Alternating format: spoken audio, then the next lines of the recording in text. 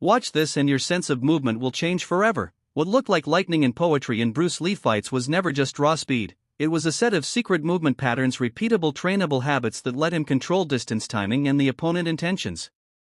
In the next few minutes, you'll discover the exact movement principles Lee used to become practically untouchable, why they dismantle ordinary timing and rhythm, and how to practice them so they become second nature. This isn't theory, it's a practical blueprint for moving like a fighter who thinks 2 steps ahead.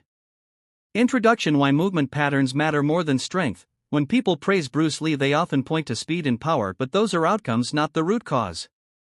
The real engine behind Lee effectiveness was patterning, consistent ways of stepping, angling, initiating, and resetting that shaped each exchange before the first strike landed. Movement patterns determine who controls the center line, who owns the timing, and who forces reactions.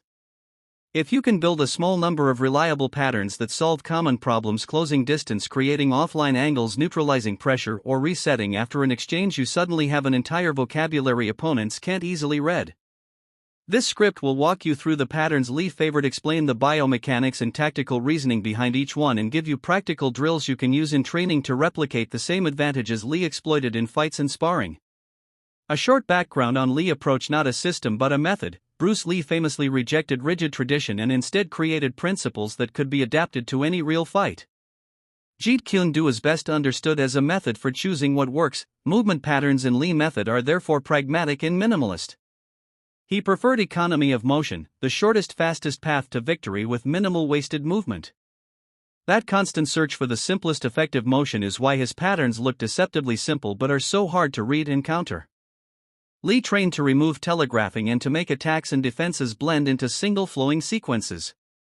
When you study his movement, you'll notice recurring motifs: aggressive footwork that breaks the opponent rhythm, slide offline steps to convert linear attacks into diagonal opportunities, and a relentless habit of probing and intercepting rather than waiting to be hit.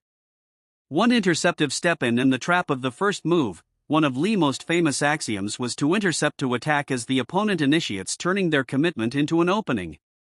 The movement here starts with a small explosive step toward the opponent's centerline at the exact moment they begin to move.